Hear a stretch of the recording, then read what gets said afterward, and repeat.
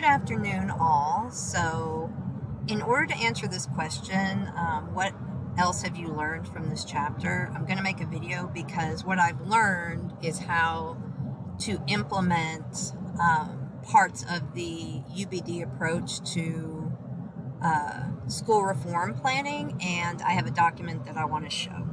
So, the first thing, I feel that some of the work in discussion with some of the chapters, we've been kind of waxing philosophical, thinking about these really big ideas and our educational philosophies and so on and so forth. What I really like about the end of this book, starting with chapter 8, is that now it gets into the how. A lot before that was the why, but now we're into the how. So 8 introduces the idea of UBD for reform, so backwards design planning for inspiring real change in your schools. And then chapter 9 starts with the first stage of planning, desired results, and then chapter 10 is evidence, and chapter 11 is the action plan, and chapter 12 is dealing with obstacles. I'm assuming, I haven't read it yet. I scanned the other two. So I like the end of this book because it's got me back into it, because I was starting to get a little tired, because now it's shown me how I can actually reform step by step. So what I'm working on is a reform plan for our history department. So I went to my executive principal and I had some ideas on what I'd like to reform, and she was kind of like, well, we don't have that in the budget. So I said, well, what do you need? And she said, well, I've already talked to the history teachers. They're going to have to start supporting ELs more effectively. This would be a good opportunity for you to get in there and support them in the process. And I said, okay, sounds great. So this reform plan that I'm going to be writing as I go through chapters 9 through 12 has to do with helping history faculty support EL students. So in going down, what I learned from this chapter to help me do this,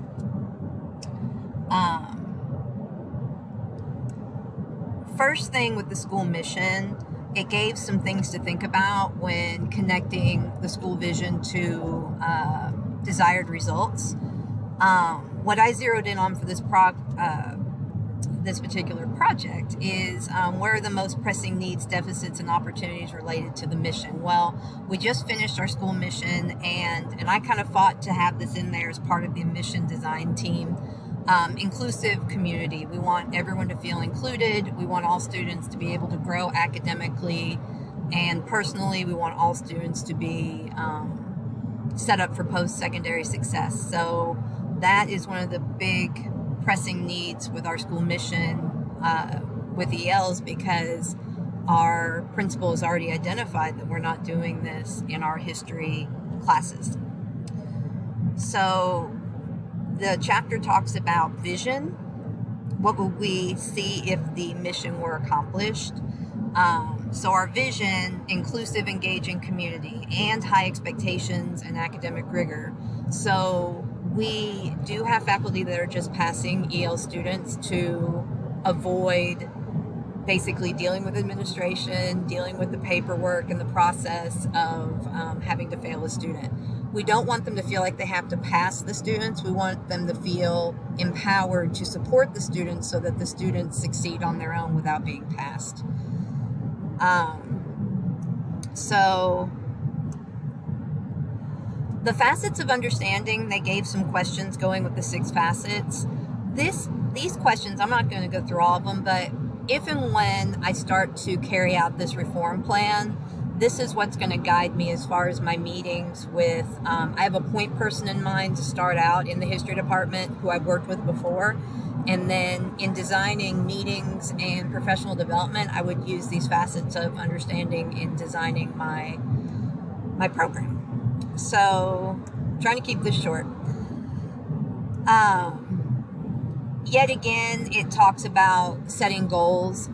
What I've written here is just preliminary, and when I meet with my point person, I want them to look at what I've thought about and give me their thoughts so that we can reach consensus on what would be good for the EL department as well as the history department. So these questions from the chapter would be useful for that. So examples, the one I really liked is, in what areas of student performance weakness do we have local examples of exemplary instruction? And so we can look at that. And then what is our gap between vision and reality? Things like that. So moving on. Yet again, with goals, respond to the needs on credible achievement data. So I do feel like even though you have your desired results, once you come down to stage 2 and look at evidence, I think that's going to move you back to stage 1 to kind of fix it up. So we know that there's a problem with supporting ELs in history, but we need to see where exactly students are struggling with the curriculum, and that's when you bring the history teachers in with student work samples, assessment data, things like that, so we can kind of pinpoint exactly what their needs are to help support ELs. Yet again, at the end, it talked about issues to avoid. Right here, it says show mastery of history content. That might be too global. I do think when I get with history teachers, this can be more pointed as far as what specifically students need help with in the history curriculum.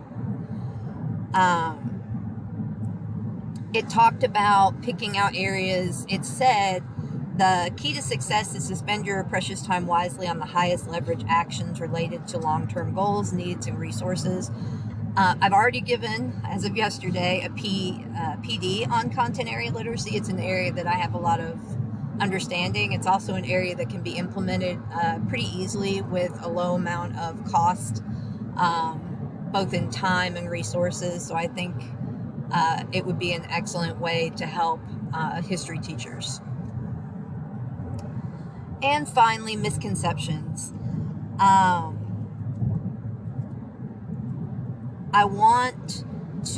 With misconceptions, I don't want the history teachers to think that we just want the ELs to pass. We've got to overcome that misconception.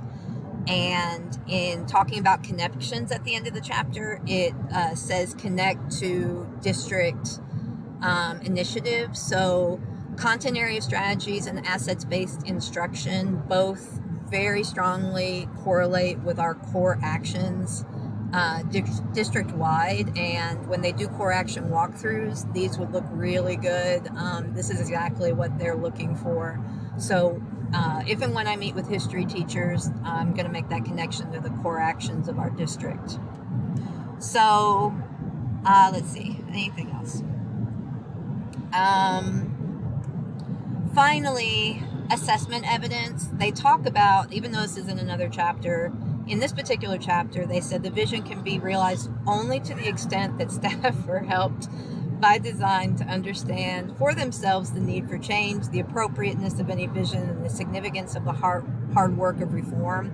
The assessment evidence is where we can get them, showing them ELs as far as our school report card and literacy, and also having them pull evidence in their classes, and then talking about how can we improve this using these two areas of thought, assets-based instruction and content area literacy. So yet again, this is what I'm learning from chapter 9, actually the whole end of the book, because it's all connected at the end of the book. And the next few discussions, I'm going to keep coming back to this, because as I read through, I'm going to do the rest of this plan, and then I'm going to submit it to my executive principal. So thank you so much. I hope I kept this short. Have a great rest of the day. Goodbye.